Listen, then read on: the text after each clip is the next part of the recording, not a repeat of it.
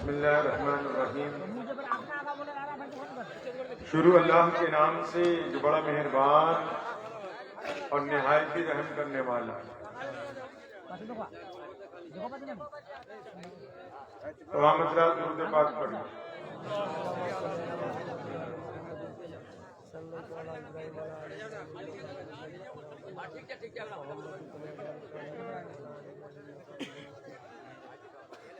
جب آپ لوگوں کی باتیں ختم ہو گئے تو مجھے بتائیں تاکہ اگلی بات شروع کی جائے.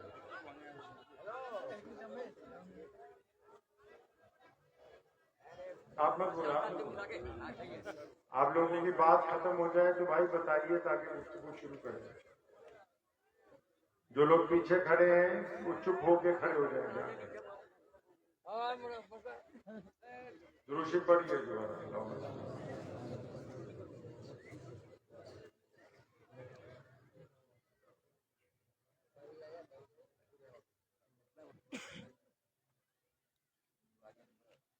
ایک یقین تھا دل میں کہ خدا تو سنتا ہے جب کوئی دوسرا نہیں سنتا. ایک یقین تھا دل میں کہ خدا تو سنتا ہے جب کوئی دوسرا نہیں سنتا. بالآخر مجھ پہ یہ راز کھلا کیا وہ سنتا ہے کیا نہیں سنتا. وہ سمیع و بصیر ہے لیکن بے عمل کی دعا نہیں سنتا. یہ فیصلہ ہے دین فطرت کا. یہ فیصلہ ہے دین فطرت کا کہ بزدلوں کی خدا.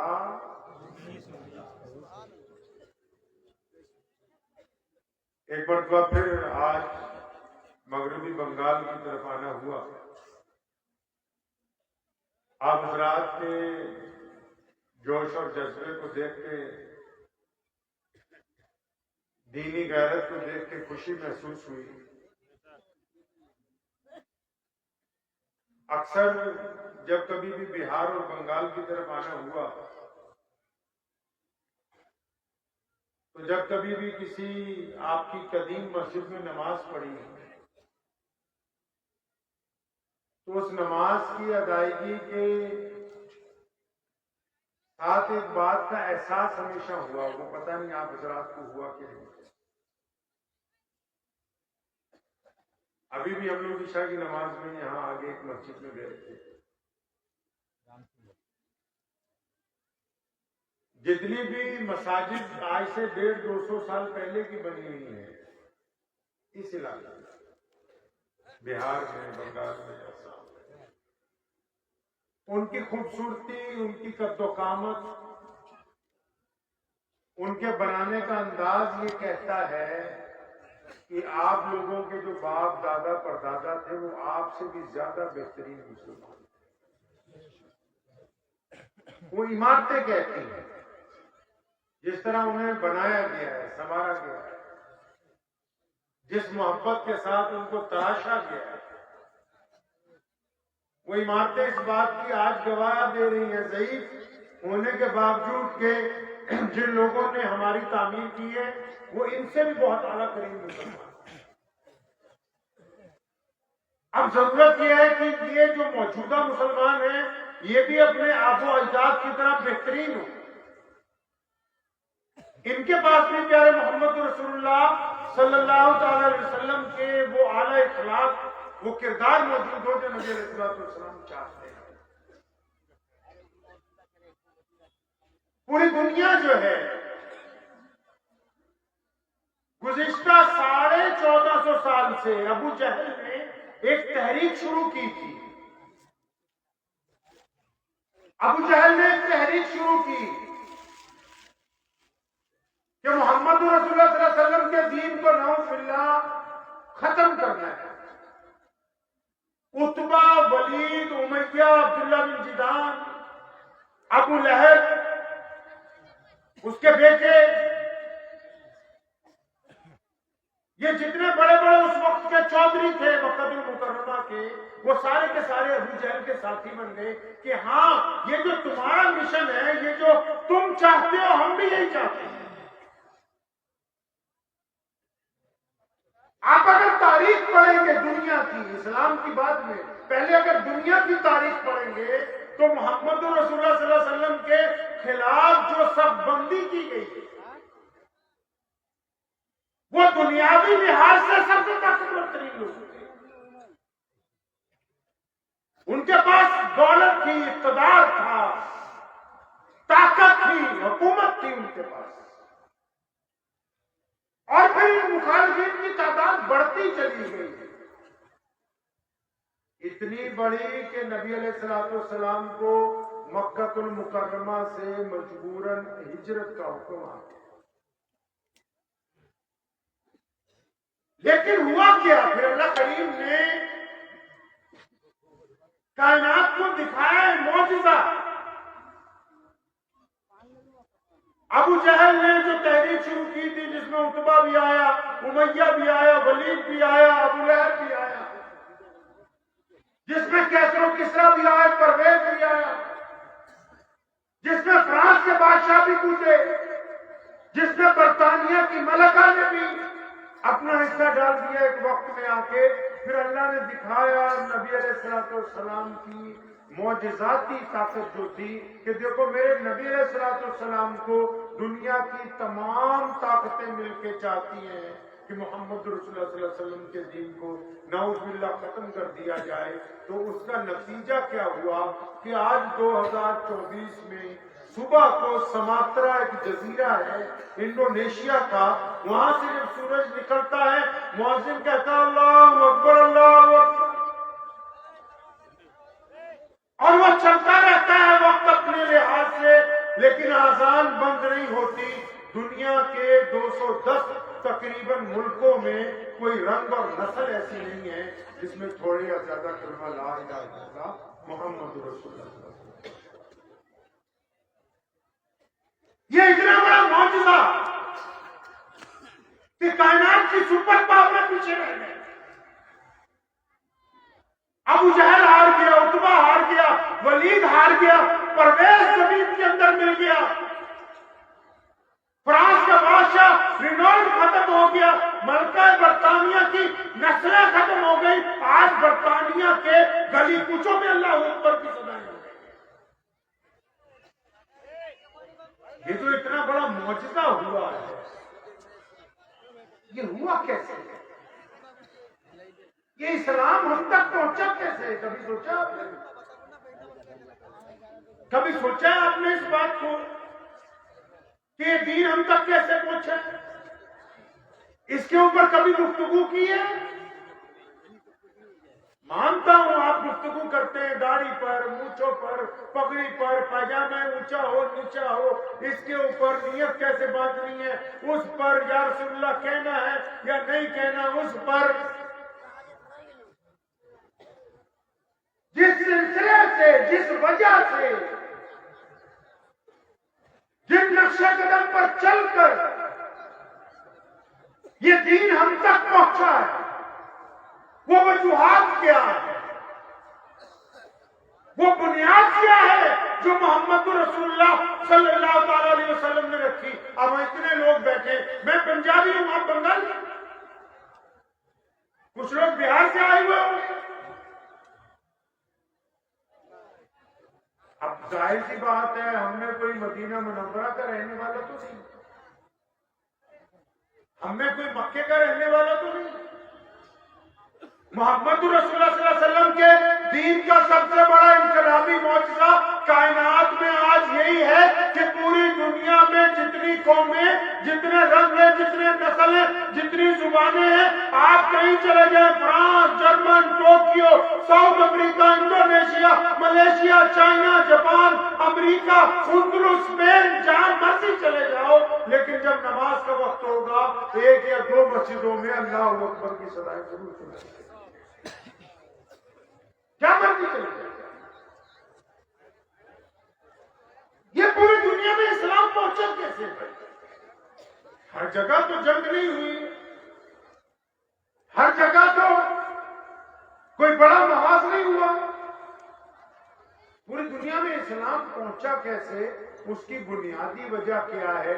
محمد رسول اللہ صلی اللہ علیہ وسلم نے دنیا کو اسلام کا کون سا پیغام دیا، ہم کیا چاہتے ہیں، اللہ اس کے رسول صلی اللہ علیہ وسلم ہم سے کیا چاہتے ہیں، اس بات کے اوپر گفتگو ہونی ضروری ہے اور اس راز کو لوگوں کو بتانا ضروری ہے تاکہ دین اسلام کی ان بنیادی باتوں کو ہم جان سکیں جو محمد رسول اللہ صلی اللہ علیہ وسلم ہم سے چاہتے ہیں۔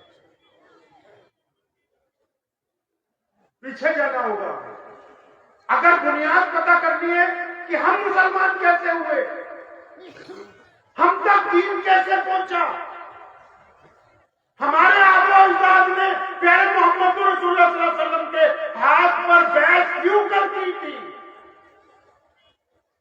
وہ کیا وجوہات تھی کہ لوگ قبیلوں کے قبیلے مدینہ المنورہ پہنچنے شروع ہوئے اور نبی علیہ الصلوۃ والسلام کے ہاتھ پر بیعت کرنے لگے۔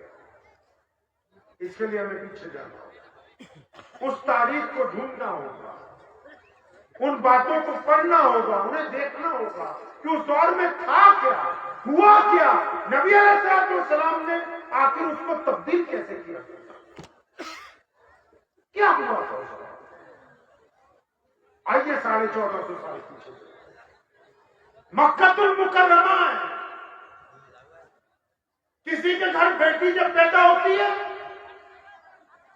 تو باپ، بیٹی کا باپ جو ہے اس بیٹی کو اٹھا کے لے جاتا ہے زبردستی ماں کی گود میں سے اور اس کو زندہ جا کے کھیت میں کھڈا کھود کے دفنا دیتا ہے، کیونکہ اس کا یہ ماننا ہے کہ اگر یہ بیٹی بڑی ہوگی تو مجھے کسی کو اپنا داماد بنانا ہے۔ اچھا، آپ نے سنا تو ہوگا یہ سب کچھ مکے میں ہی ہو رہا تھا، سنا ہے نا ایسا آپ نے؟ پوری بات نہیں سنی نا؟ پوری نہیں نا سنی؟ ارے بتاؤ، پوری نہیں نا سنی؟ کیوں نہیں سنی؟ مولوی کی تنخواہ کم ہے، ان کو پتا اس لیے نہیں سنی۔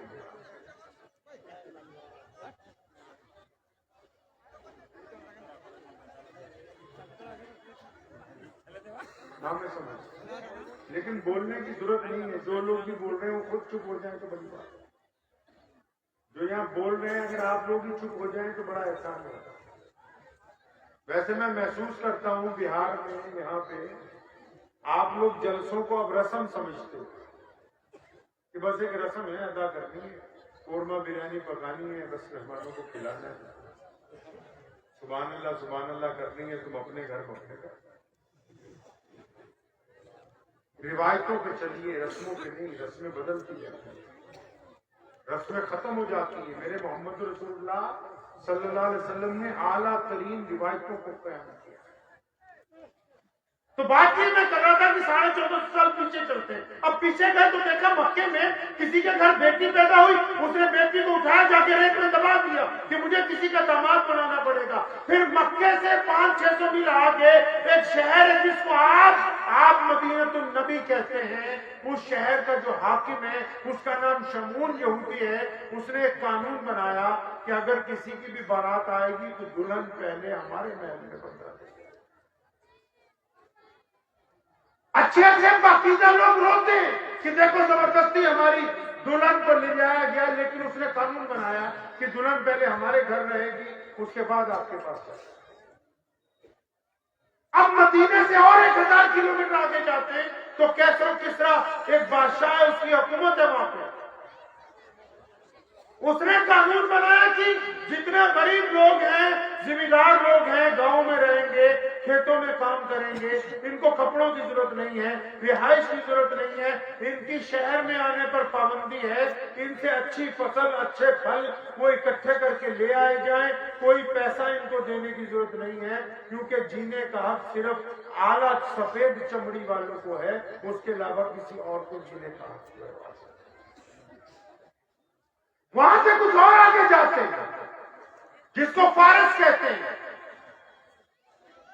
وہاں کے حکمرانوں نے بھی قانون بنا رکھا ہے کہ ہمارے بچے بچیاں اگر اداس ہو جائیں تو 20 نہیں آئے تھے، اس دور کی باتیں ہیں۔ سنو مسلمانوں، اسلام ہم تک کیسے پہنچا ہے۔ فارس سے تھوڑا اور آگے چلے جائیے،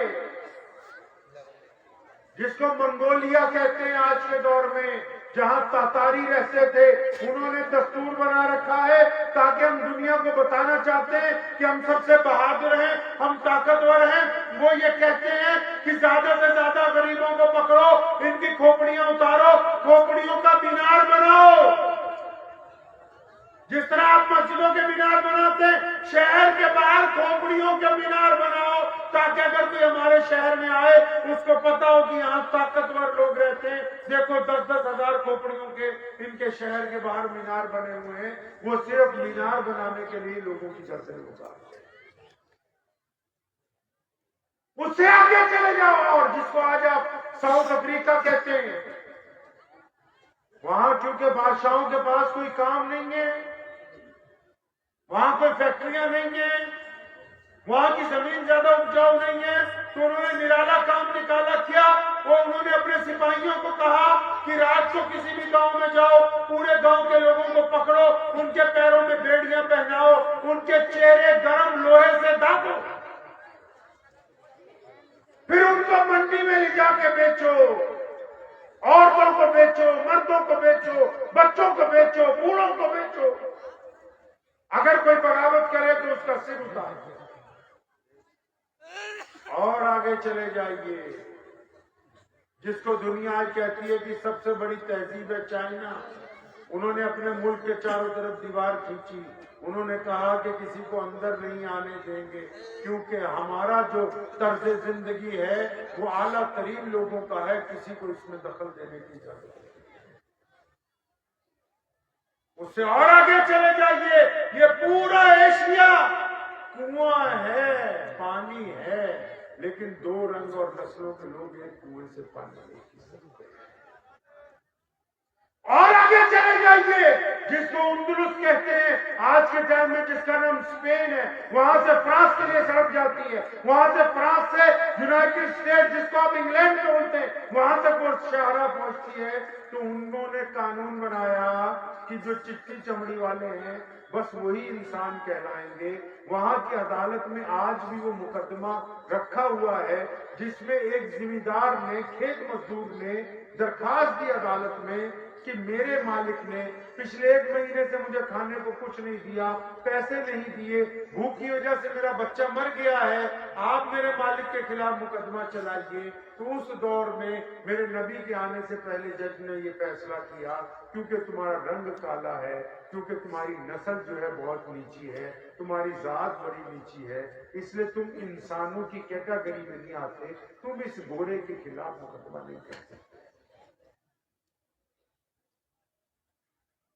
اور آگے چلے جائیے، جس کو آپ نئی دنیا کہتے ہیں آج کے دور میں، جس کا نام امریکہ ہے، پوچھو نا کہ اسلام آنے سے پہلے لوگوں کی زندگی تھی کیسے؟ ساری سرکاریں کہتی ہیں ہیومن رائٹ کمیشن بنا دیے، ڈیموکریسی بنا دی، لیکن یہ اٹھی کہاں سے؟ یہ دنیا میں برابری کی بات سب سے پہلے کی کس نے؟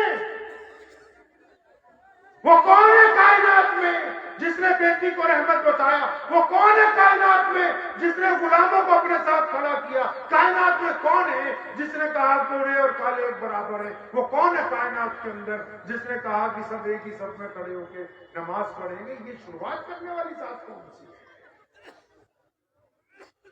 دنیا میں اسلام کا انقلاب برپا کیسے ہوا؟ بھائی اور بھی بہت سارے لوگ ہیں، آج اسلام دنیا کا سب سے بڑا مذہب ہے، آج بھی اسلام تیزی سے پھیل رہا ہے۔ فرانس کے بادشاہ نے جب حملہ کیا فلسطین پر آج سے 500 سال پہلے، جب سلطان صلاح الدین ایوبی نے فتح کر لیا تھا، تو وہ 10 لاکھ فوج لے کے پہنچا اور وہاں جا کے بیمار ہو گیا۔ سلطان صلاح الدین ایوبی کو پتہ لگا، سلطان اس کے دشمن کے علاقے میں چلے گئے اور خود جا کے پوچھا بادشاہ کو کیا ہوا؟ کہنے لگا میں بیمار ہوں۔ فرمایا کوئی بات نہیں، میں اپنے حکیم بھیجوں گا، تم دوائی کھانا، جب اچھے ہو جاؤ گے تب ہم پھر لڑیں گے۔ تو سلطان کو اس بادشاہ نے کہا تھا کہ تم ایک بہترین انسان ہو۔ فرمایا میں بہترین انسان نہیں ہوں، اسلام بہترین مذہب ہے۔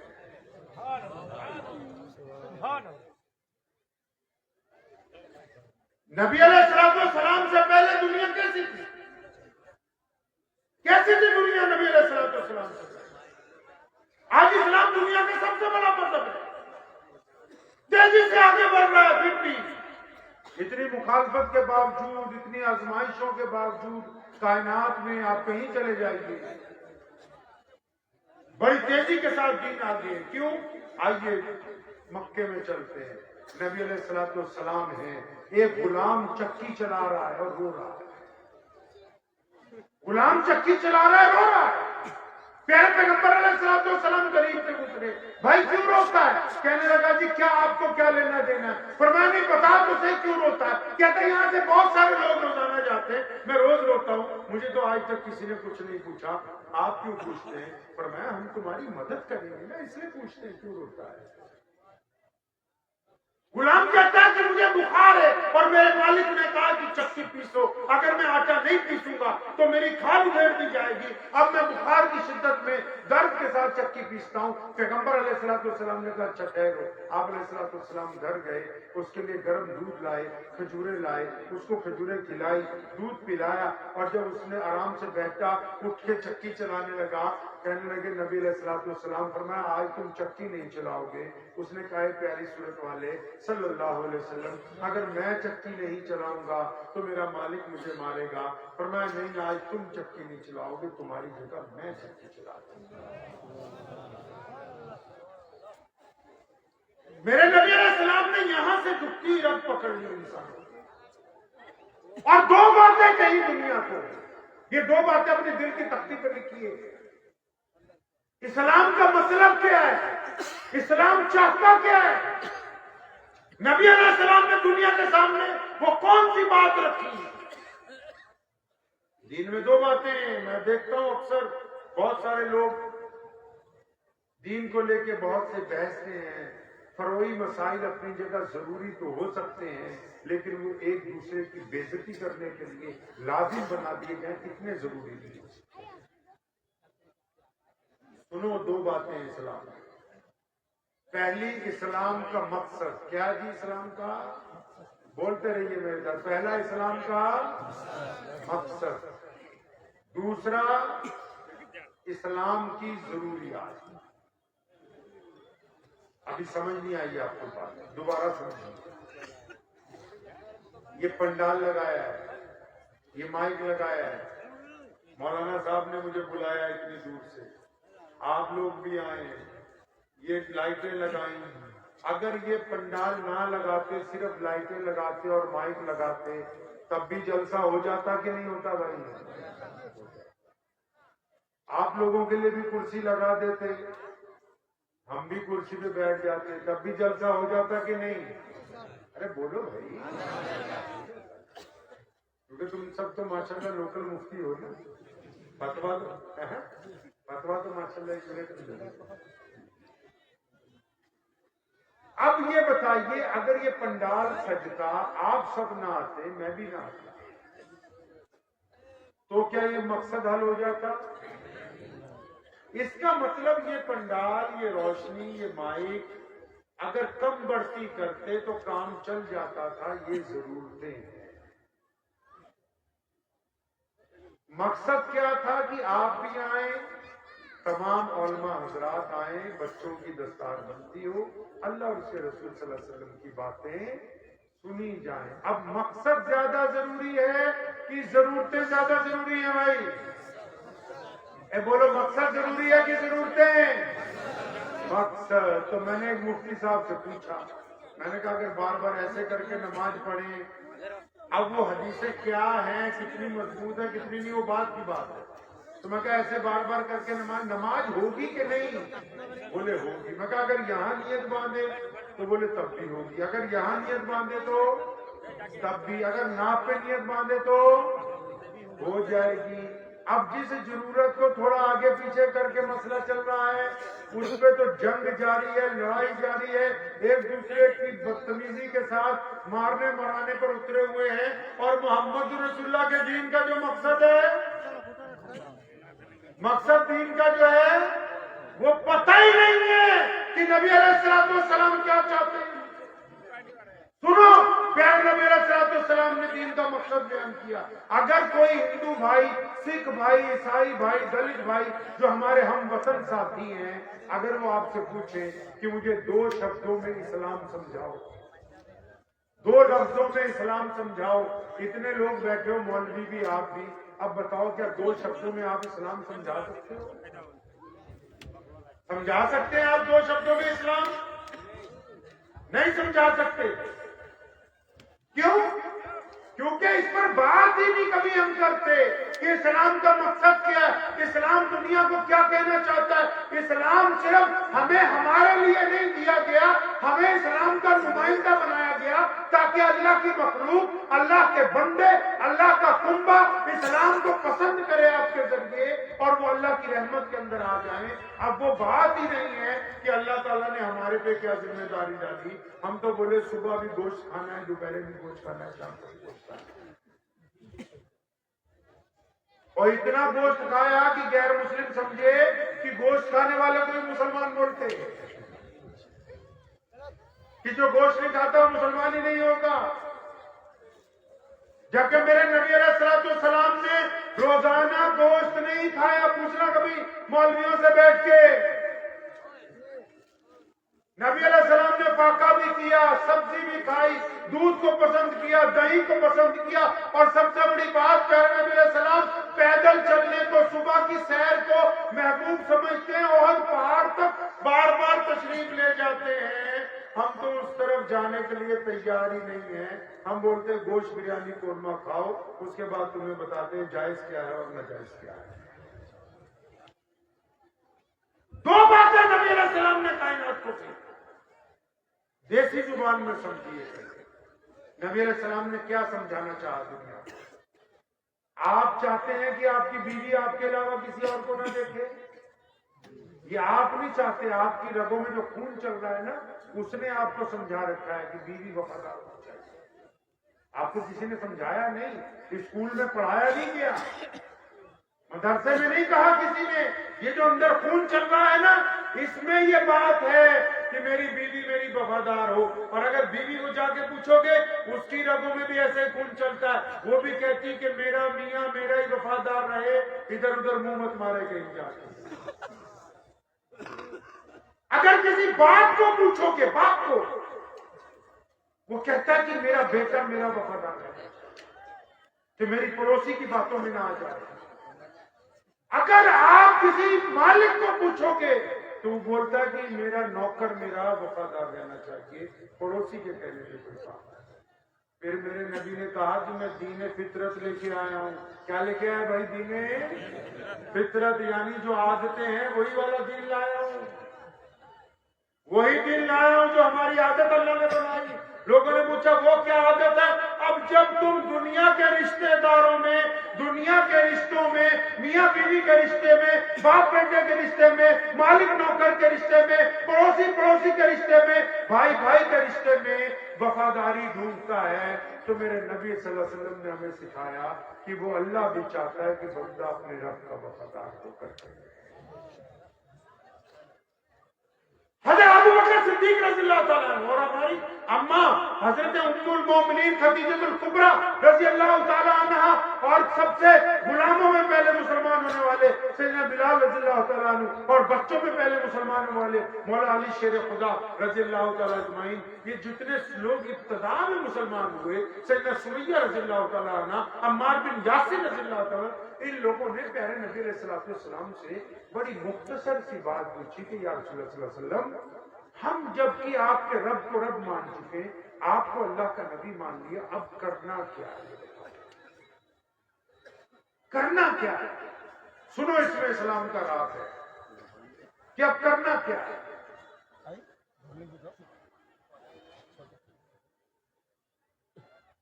تو نبی علیہ السلام نے کیا فرمایا کہ جس بندے نے، جس مرد عورت نے اپنے رب اور رسول پر ایمان لے آیا، ایک اللہ کو اور محمد رسول اللہ کو مانتا ہے، فرمایا جس نے اللہ اور اس کے رسول کو مان لیا، اب اس پر لازم ہے کہ وہ دنیا کے تمام انسانوں کو برابری کا درجہ دے.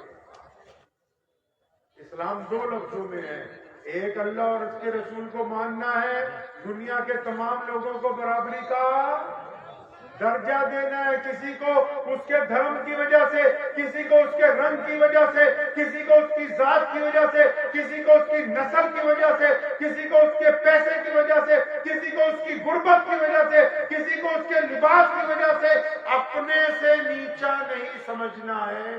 اللہ کے نبی نے فرمایا صلی اللہ علیہ وسلم نے کہ کسی ماں نے کوئی ایسا بچہ پیدا نہیں کیا جو غلام پیدا ہوا ہو، ہم نے سب کو برابری عطا فرما دی ہے۔ یہ وجہ ہے کہ پوری دنیا میں اسلام سب سے بڑا مسئلہ کر گیا، کیونکہ دنیا کے جو لوگ ہیں وہ طاقت تو لا سکتے ہیں، حکومت تو لا سکتے ہیں، لیکن ایک ہی تھالی میں کھانے کا فن تو محمد رسول اللہ کا ہے۔ ایک ہی صف میں آپ کبھی مسجد میں جائیں، آپ مسجد کو دھیان سے دیکھتے نہیں ہیں، نہیں، آپ بھول گئے کہ مسجد بنائی کیوں کی؟ آپ نے سوچا نماز کے لیے، نہیں، نماز کے لیے مسجد تھوڑی بنائی ہے۔ آپ تو بھول گئے کہ مسجد کیوں بنائی ہے، یاد ہی نہیں آپ کو۔ پہلے نبی علیہ الصلوۃ والسلام نے مسجد بنائی، نماز تو غار میں بھی پڑھتے رہے، نماز تو دار ارقم میں بھی پڑھتے رہے، ارقم صحابی کے گھر کے اندر، نماز تو سفر میں بھی پڑھ سکتے ہیں۔ آپ سے اگر پوچھوں میں مسجد کیوں بنائی، بتا سکتے ہیں؟ آپ بتا سکتے ہیں؟ نہیں بتا سکتے۔ اس کی وجہ غیر ضروری باتوں میں لگے ہوئے 24 گھنٹے، ایک دوسرے کی ٹانگ کھینچنے میں، غیر ضروری واٹس ایپ کے ادھر سے ادھر میسج کرنے میں، اس دین کو نہیں تلاش رہے جو محمد رسول اللہ صلی اللہ علیہ وسلم۔ اللہ کے نبی علیہ السلام نے کہا مسجد بناؤ، یا رسول اللہ صلی اللہ علیہ وسلم کیوں بنائے؟ فرمایا تاکہ ہم نے اکٹھے ہو کے نماز پڑھی، نماز تو گھر پہ بھی ہو جاتی ہے۔ مسجد اس لیے بنائی تاکہ عبد الرحمان، محمد شفیع، محمد جنید آپس میں اکٹھے نماز پڑھیں گے۔ یا رسول اللہ صلی اللہ علیہ وسلم اکٹھے کیسے؟ فرمایا کندھے سے کندھا جوڑ کے، کندھے سے کندھا جوڑ کے نماز پڑھیں گے۔ پوچھا پیارے پیغمبر صلی اللہ علیہ وسلم سے کہ اس سے کیا فائدہ ہوگا؟ فرمایا تمہارے دل آپس میں مل جائیں گے۔ مسجد کو نہیں دیکھتے ہو؟ جب مؤذن کہتا ہے اللہ اکبر اللہ اکبر، تکبیر کہتا ہے، امام آ کے کھڑا ہو جاتا ہے آگے، اب جمعے کا وقت ہو یا بنا جمعے کے، اب جب امام نیت مان لیتا ہے، پیچھے ایک کیلا بیچنے والا، پیچھے ایک مزدور، پیچھے ایک پلے دار، پیچھے ایک دکاندار، پیچھے ایک چودھری صاحب ایک ہی صف میں کھڑے ہو جاتے ہیں، اور جیسے جیسے صفیں بنتی چلی جاتی ہیں، پھر اگر کوئی شیخ الحدیث، پھر اگر کوئی مسلمانوں کا وزیر، پھر اگر کوئی مسلمانوں کا بڑا افسر بعد میں آتا ہے تو کہاں نماز پڑھتا ہے؟ جہاں مسلمانوں نے اپنی جوتیاں اتاری ہیں وہاں نیت باندھتا ہے، کیونکہ یہ محمد رسول اللہ کا دین ہے۔ یہ مسجد کی اصل خوبصورتی ہے۔ علامہ اقبال نے کہا نا کہ آ گیا ہے لڑائی میں اگر وقت نماز، قبلہ رو ہو کے زمین بوس ہوئی قوم حجاز، ایک ہی صف میں کھڑے ہو گئے محمود و ایاز، نہ کوئی بندہ رہا نہ کوئی بندہ نواز، بندہ صاحب و محتاج و غنی ایک ہوئے، تیری سرکار میں پہنچے تو سبھی ایک ہوئے۔ سبحان اللہ۔ محمود بادشاہ ہے، ایاز اس کو جوتیاں پہناتا ہے، نوکر ہے، لیکن جب نماز ہوتی ہے تو ایاز جلدی پہنچتا ہے، بادشاہ چند قدم پیچھے، تو دونوں ایک ہی صف میں کھڑے ہوتے ہیں۔ یہ محمد رسول اللہ کے دین میں یہ خوبصورتی ہے۔ اس دین نے پوری دنیا کو جب یہ پیغام دیا نا، جب میرے نبی علیہ السلام نے یہ دکھتی ہوئی رگ پکڑ لی دنیا کی، دکھتی ہوئی رگ پکڑ لی رسول اللہ صلی اللہ علیہ وسلم نے۔ دکھتی ہوئی رگ کیا تھی کہ لوگ یہ کہتے تھے کہ دنیا کا سب سے بڑا مسئلہ روٹی، کپڑا اور مکان ہے۔ آج بھی کوئی بھی دنیا کی حکومت، امریکہ میں ابھی الیکشن ہوئے، انہوں نے بھی کہا روٹی، کپڑا اور مکان ہم اچھا دیں گے۔ سنو، میرے نبی علیہ السلام نے ہمیں سمجھایا دنیا کا سب سے بڑا مسئلہ روٹی، کپڑا، مکان نہیں ہے۔ دنیا کا سب سے بڑا مسئلہ عزت نفس ہے، دوسرے کی سیلف ریسپیکٹ ہے۔ اگر آپ اس کو عزت نہیں دے سکتے تو پھر کچھ بھی نہیں دے سکتے۔ یہ میرے نبی علیہ السلام نے ہم سب کو عزتیں تو بانٹی ہیں، ہم تو الگ الگ رنگ اور نسل زبانوں کے لوگ تھے اور بھٹکے ہوئے تھے اور بہت پسماندہ زندگی گزار رہے تھے. میرے نبی علیہ الصلوۃ والسلام آئے, بلال کو اٹھا کے, کالے بلال کو, حبشی بلال کو, جن کا رنگ کالا ہے, کپڑے پھٹے ہوئے ہیں, جو کالی ماں کے بیٹے ہیں, جن کو لوگ چھیڑتے ہیں مکے میں, بیت اللہ میں داخل نہیں ہونے دیتے, ان کو اٹھا کے بیت اللہ کی چھت پر چڑھا کے کہہ دیا کہ یہ مؤذن رسول ہے, یہ محمد رسول اللہ نے تو انقلاب برپا کیا. یہ کائنات میں اسلام سب سے بڑا دین بنا اس لیے کہ اسلام نے اپنے عقیدے میں آج تک تبدیلی نہیں ہونے دی. ایک رب اور رسول کا کہنا ماننے والوں نے ہمیشہ نفرت کو ختم کیا, ہمیشہ چھوا چھوت کا خاتمہ کیا, ہمیشہ برابری کی بات کی, ہمیشہ بڑے اور چھوٹے کا احترام کیا, ہمیشہ گورے اور کالے کو برابری کی بات کی. اب مسلمانوں سچی سچی دل پہ ہاتھ رکھ کے اپنے بتاؤ, کیا ہم ویسے مسلمان ہیں جیسے محمد رسول اللہ صلی اللہ علیہ وسلم چاہتے ہیں؟ کیا ہمارے میں بھی یہ بیماری آ گئی کہ میں شیخ ہوں, میں پٹھان ہوں, میں انصاری ہوں, میں فلاں ہوں؟ اگر کسی میں یہ تکلیف ہے تو نعوذ باللہ وہ حضور صلی اللہ علیہ وسلم کے ابتدائی قانون کی خلاف ورزی کرتا ہے, تو چاہے وہ عالم ہے یا غیر عالم ہے. اگر کسی کو اپنی ذات اونچی لگتی ہے, ذات تو چھوڑو, اگر کسی کو اپنا مذہب اونچا لگتا ہے اور کہتا ہے کہ دوسرے مذہب والے جو ہیں وہ اللہ کے نزدیک کمتر ہیں, تو اس نے ابھی محمد رسول اللہ کے دین کو پسند نہیں. اللہ تعالیٰ نے ہمیں نمونے کے طور پر بھیجا ہے کہ عبد الرحمان کو, محمد شفیع کو, محمد جنید کو دیکھ کے دوسری قومیں, دوسرے مذہب کے لوگ کہیں گے کہ نبی علیہ الصلوۃ والسلام کتنے پیارے تھے, کتنے اعلیٰ اخلاق کے تھے, صاحب خلق عظیم تھے, ان کی امت اتنی بہترین ہے, تو نبی کا مرتبہ کیا ہوگا؟ اندازہ تو لگائیے کہ ہم لوگ کھڑے کہاں ہیں, ہم لوگ کس روش کے اوپر چل رہے ہیں. اندازہ لگائیے کبھی اس بات کا. آپ لوگوں کو جلدی محسوس ہو رہی, لیکن میری چند باتوں کا جواب دیجئے. اپنے دل پہ ہاتھ رکھیے, دل پہ ہاتھ رکھو اپنے. ارے دل لگا ہوا ہے نا, ہاتھ رکھو. وہ پوچھ بھی اس لیے رہا ہوں تاکہ آپ سب لوگ ماشاءاللہ اعلیٰ ترین مسلمان ہیں اور نمازی بھی ہیں, زیادہ تر سارے کے سارے ہیں جی ماشاءاللہ. اچھا دل پہ ہاتھ رکھ لو اپنے, مجھے نہیں جواب دینا, اپنے آپ کو جواب دینا, ٹھیک ہے؟ دل ہے نا تمہارے اس طرح. ہاں. آپ لوگ ماشاءاللہ اچھے مسلمان ہیں, دیندار ہیں, دین کے پابند ہیں, نمازی بھی ہیں. اپنے دل پہ ہاتھ رکھ کے بتائیے سچ سچ میں آپ نے کبھی اپنے ابو کے ساتھ جا کے گلے ملے ہو, اپنے ابو کو جفی ڈالی ہے کہ ابو یار مجھے تجھ سے بڑا پیار ہے, تو نے ہمارے لیے بہت زندگی خراب کی؟ بتاؤ نا, کبھی اپنے باپ سے ایسا کہا ہے؟ جن کی داڑھی بھی سفید ہوگی وہ بھی پوچھو اپنے باپ کو کہا تھا کبھی؟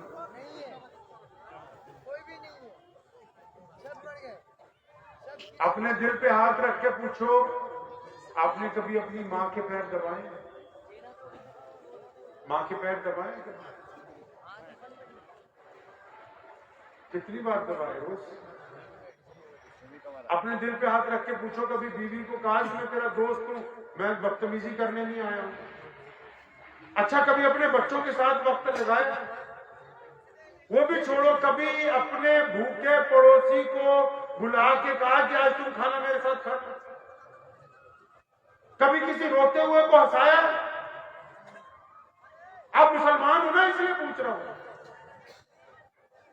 اچھا کبھی آپ دولت مند ہیں ماشاءاللہ, اپنی حیثیت کے مطابق آپ کی کوئی بہن, کوئی بھائی, آپ کا کوئی دوست, آپ کا کوئی پڑوسی ایسا ہو جو محتاج ہو, آپ کو بھی پتا ہو کہ غریب ہے, آج کل اس کا کام نہیں چل رہا, اس کے پاس پیسے نہیں ہیں, تو کبھی آپ نے چپ چاپ ایک لفافے میں کچھ پیسے ڈالے ہوں, چاہے وہ 1000 ہو, چاہے 10,000 ہو, چاہے 5 لاکھ ہو, اپنی حیثیت کے مطابق, اور آپ چپ چاپ رات کو اٹھ کے بنا کسی کو بتائے ہوئے اس کے گھر کے باہر دروازے سے پیسے اندر پھینک کے آ گئے ہو کہ میرے بھائی کی عزت نیلام نہ ہو, اس کی عزت بچ جائے, اس کا گزارا بھی ہو جائے, میرے لیے میرا اللہ راضی ہو جائے. کبھی کچھ ایسا کیا؟ کبھی مسجد کے اندر پوچھا لگایا ہے؟ کبھی مسجد کی بیت الخلا صاف کی ہے؟ پھر کون سا اسلام تلاش کیا؟ میں شروع میں کہا تھا کہ جلسوں کو ہم نے رسمیں بنا لیا ہے، ہم اعلیٰ روایات سے پیچھے ہٹے ہوئے ہیں۔ یاد رکھو جو غیر مسلم ہے اس دیش کے، سنو کان کھول کے آخری بات، جو غیر مسلم ہے اس دیش کے، اگر وہ آپ کی وجہ سے کبھی اسلام کو برا کہیں گے تو آپ اللہ اور اس کے رسول کے مجرم بنیں گے۔ سن لو کان کھول کے اس بات کو، اپنی فوٹو کھینچ لو، یہ جو آپ کی فوٹو ہے نا، یہی اسلام کی فوٹو ہے جو آپ کی فوٹو ہے۔ اب اس فوٹو کو آرام سے دیکھو رات کو اپنے موبائل پر، کیونکہ جو ہمارے ہندو سکھ بھائی ہیں، دلت بھائی ہیں، جینی بھائی ہیں، وہ مسجد نہیں جاتے، ضرورت نہیں ہے، لیکن وہ اسلام کو سمجھتے ہیں، اسلام کو جانتے ہیں۔ کیسے؟ کیونکہ عبد الرحمان ان کے یہاں جاتا ہے، کیونکہ وہ محمد شفیع کے یہاں آتے ہیں، کیونکہ محمد جنید کے ساتھ انہوں نے تعلیم حاصل کی ہے، وہ اسلام کو جانتے ہیں۔ اس لیے آپ اس فوٹو کو کھینچو، اپنی فوٹو کو، مولویوں کو نہیں، اپنی فوٹو کو کھینچو۔ اگر آپ کو لگتا ہے کہ اس فوٹو میں یہ بندہ ٹھگ ہے، بے ایمان ہے، تو آپ اللہ کے مجرم ہیں۔ اگر آپ کو لگتا ہے کہ اس فوٹو میں ایک بلاتکاری ہے تو آپ اللہ کے مجرم ہیں۔ اگر آپ کو لگتا ہے کہ اس فوٹو میں جھوٹا آدمی کھڑا ہے تو آپ اللہ کے مجرم ہیں۔ کیوں؟ کیونکہ جو غیر مسلم ہے نا، وہ اسلام کو آپ میں تلاش کر لیتا ہے۔ آپ اگر اچھے ہیں تو اس کے نزدیک اسلام اچھا ہے، آپ اگر ٹھگیاں مار رہے ہیں تو اس کے نزدیک اسلام اچھا ہے۔ کچھ کریں گے اسلام کی تصویر کو صاف کریں گے انشاءاللہ؟ بتائیے کریں گے انشاءاللہ؟ انشاءاللہ کریں گے۔ اسلام کی تصویر کو اپنی سطح پر، یہ باتیں ہیں جتنی میں نے کی اور آپ نے کی، مزہ تب آئے گا جب آپ کی پیٹھ کے پیچھے آپ کا کوئی غیر مسلم دوست کہتے کہ خبردار عبد الرحمان کے متعلق جو واٹس ایپ پہ باتیں چلتی ہیں وہ جھوٹ ہیں، میرا اس کے ساتھ کتنے سال سے تعلق رہا ہے، وہ بندہ بالکل ایماندار ہے۔ یہ آپ پر منحصر ہے کہ اس ملک میں آپ اسلام کی تصویر اچھی بنانا چاہتے ہیں، آپ پر منحصر ہے۔ ایک چھوٹا سا واقعہ سنیے، پھر اپنی بات ختم کرتا ہوں۔ ایک صاحب اسلام قبول کر گئے، میرے والد مرحوم شیر اسلام مولانا حبیب الرحمان ثانی لدھیانوی رحمۃ اللہ علیہ کے پاس آئے، تو انہوں نے آگے کہا حضرت میں چاہتا ہوں کہ میری والدہ اور والد بھی اسلام میں آ جائے۔ تو حضرت نے کہا کوشش کریں گے، کچھ کتابیں دی اور میں ہم دعا کریں گے، تم قریب رہتے ہو کوشش کرو۔ وہ 6 مہینے بعد آیا، اس نے آ کے کہا کہ حضرت میری والدہ بھی آ گئی، انہوں نے بھی دین قبول کر لیا، اب والد کا مسئلہ رہ گیا ہے، والد کا مسئلہ رہ گیا ہے۔ سنو دھیان سے، اس آخری بات کو دل کی تختی پہ لکھ کے لے کے جانا۔ ان کا حضرت صرف والد کا مسئلہ رہ گیا ہے۔ تو حضرت نے کہا کوئی بات نہیں، دعا کریں گے، کوشش کرتے رہو۔ اب وہ ایک دن آئے، کہنے لگے جی وہ ابا بھی آ گئے اسلام میں، لیکن بڑی حیرت کی بات آپ کو بتانی ہے۔ ہاں بتاؤ کیوں آئے؟ کہیں وہ جو کتابیں تھیں نا جو ہم نے سب لٹریچر دیا تھا وہ تو انہوں نے لینے سے منع کر دیا تھا، میں نے اور میری ماں نے جس دن ہمیں ان کو بتایا کہ ہم نے اسلام قبول کر لیا، آپ بھی دین میں آ جائیں، تو انہوں نے اپنے دروازے کی کنڈی لگا لی اور ہمیں کہا کہ صبح بتاؤں گا۔ اب صبح کو جب انہوں نے دروازہ کھولا تو مجھے کہنے لگے چل بیٹا میں بھی تیرے ساتھ دین میں داخل ہوتا ہوں۔ تو انہوں نے کہا میں نے اپنے ابا سے پوچھا ابا جی آپ نے ساری رات ہمیں پریشان کیا، یہ بات تو آپ رات بھی کہہ سکتے تھے۔ تو انہوں نے کہا نہیں، رات کی بات نہیں میں کہہ سکتا، کیونکہ میں جس گاؤں میں پیدا ہوا میرے پڑوس میں ایک مسلمان رہتا تھا، میرا بچپن کا دوست تھا، پہلی سے لے کے 10ویں تک میرے ساتھ پڑھا۔ اس کے باپ نے کہا میرا ایک مسلمان دوست تھا پہلی سے لے کے 10ویں تک، اس کا عبد الرحمان میرے ساتھ پڑھتا رہا، پھر ہم دونوں اکٹھے کالج گئے، پھر ہم دونوں اکٹھے سرکاری نوکر لگ گئے، پھر اکٹھے ریٹائر ہوئے۔ کہ اگر آج جب تم نے مجھے کہا نا کہ تم محمد رسول اللہ کے دین میں آ جاؤ، میں نے تمہاری کوئی کتاب نہیں پڑھی، میں نے بچپن سے لے کے جوانی تک، جوانی سے لے کے لڑکپن تک، لڑکپن سے بڑھاپے تک عبد الرحمان کے اور اپنے تعلقات کو دیکھا۔ کہنے لگا کان کھول کے سن لو، اگر عبد الرحمان بے ایمان ہوتا تو میں کبھی اسلام قبول نہیں کرتا۔ کہتا اگر عبد الرحمان نے میرے سے کبھی دھوکہ کیا ہوتا، جھوٹ بولا ہوتا، میں نہیں کرتا، میں تمہاری وجہ سے دین میں نہیں آیا ہوں، میں اس بندے کی وجہ سے جس نے ساری زندگی ایمانداری کے ساتھ میرے ساتھ گزاری۔ تو خدا کی قسم کیا ہم ایسے ایماندار ہیں؟ نہیں ہے نا ابھی؟ بنیں گے انشاءاللہ؟ بنیے اور دعا کیجیے اللہ مجھے اور آپ کو ان باتوں پہ عمل کی توفیق عطا فرمائے، اور کوشش کر کے اگر آئندہ کبھی ہم آئیں تو اس مدرسے کی اپنی جگہ لیجئے، جو گاؤں کے مسلمان ہیں خاص کر وہ ہمت کر کے خود اس ادارے کو جگہ دیجیے تاکہ آنے والی نسلیں جو ہیں آپ کی وہ پھل پھول سکیں۔ وآخر دعوانا ان الحمدللہ رب العالمین۔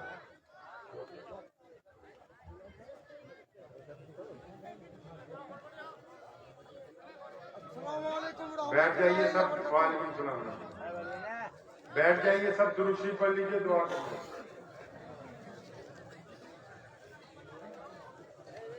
الحمدللہ رب العالمین الرحمن الرحیم مالک یوم الدین ایاک نعبد و ایاک نستعین اهدنا الصراط المستقیم صراط الذین انعمت علیہم غیر المغضوب علیہم ولا الضالین اللهم صل علی محمد وعلی آل محمد کما صلیت علی ابراہیم وعلی آل ابراہیم انک حمید مجید۔ یا اللہ تمام تعریفیں آپ کے لیے ہیں، آپ کی عبادت کرتے ہیں اور آپ سے مدد چاہتے ہیں۔ اللہ جی پوری دنیا کے انسانوں پر اپنا فضل، اپنا کرم، اپنا رحم نازل فرما، جو بیمار ہیں ان کو شفا عطا فرما، جو تنگ دست ہیں ان کی تنگ دستی کو دور فرما، جو پریشان حال ہیں ان کے لیے آسانیاں پیدا فرما۔ یا اللہ پورے ملک پر اپنا فضل فرما، مغربی بنگال میں بیٹھے ہیں اس کے اوپر اپنا فضل، اپنا کرم، اپنا رحم نازل فرما۔ یا اللہ فلسطین کے مظلوم مسلمانوں کو فتح و مبین عطا فرما، ان کی غیر کے ساتھ الہ العالمین مدد فرما۔ الہ العالمین اس مجمع میں جتنے لوگ شامل ہیں یا اللہ جن کی جو جائز تمنائیں ہیں اسے قبول فرما لے۔ یا اللہ ہم سب کو پیارے محبوب حضرت محمد رسول اللہ صلی اللہ علیہ وسلم کا اچھا امتی بننے کی توفیق عطا فرما، ان کی سنتوں پر چلنے کی توفیق عطا فرما، نبی علیہ السلام کی اتباع کرنے کی توفیق عطا فرما، ان کی پیروی کرنے کی توفیق عطا فرما، آپس میں خلوص عطا فرما۔ یا اللہ آپس میں خلوص عطا فرما، دوسری اقوام کے ساتھ اسلام کا بہترین نمونہ بننے کی توفیق عطا فرما۔ یا اللہ اس مدرسے میں بیٹھے ہیں جامعہ اصحاب صفا کے اندر، یا اللہ اس ادارے میں جو بچے حافظ ہو گئے ہیں ان کو اسلام کا داعی بنا دے۔ یا اللہ جن علماء نے، عالموں نے اور جن اساتذہ نے ان بچوں کو حفظ کرایا یا اللہ ان کے گھروں میں برکت عطا فرما، رزق میں برکت عطا فرما، اولاد میں برکت عطا فرما۔ الہ العالمین اس مدرسے کو قائم اور دائم فرما، آنے والی نسلوں میں اسلام کو داخل فرما۔ یا اللہ جتنے بھی لوگ اس وقت موجود ہیں، جن حضرات نے بھی ادارے کا تعاون کیا یا جو حضرات جگہ میں شامل ہوں گے، اللہ جی ان کی نسلوں کو کامیابیاں عطا فرما دے۔ یا اللہ یہ مختصر ترین دعائیں ہیں، بلا شبہ دعا مانگنے کا سلیقہ تو نہیں ہے، لیکن آپ ہمارے رب ہیں، ہم آپ کے بندے ہیں اور آپ کے علاوہ دینے والا کوئی بھی نہیں ہے اور ہم گنہگار ہیں۔ بلا شبہ آپ پیارے محمد رسول اللہ صلی اللہ علیہ وسلم کے سب کے معاف کرنے والے ہیں۔ یا اللہ ان مختصر دعاؤں کو پیارے پیغمبر جناب محمد علیہ السلام کے صدقے قبول فرما لیجیے۔ اللہم بارک علی محمد وعلی آل محمد کما بارکت علی ابراہیم وعلی آل ابراہیم انک حمید مجید۔ وصلی اللہ تعالی علی خیر خلقہ اجمعین۔ السلام علیکم۔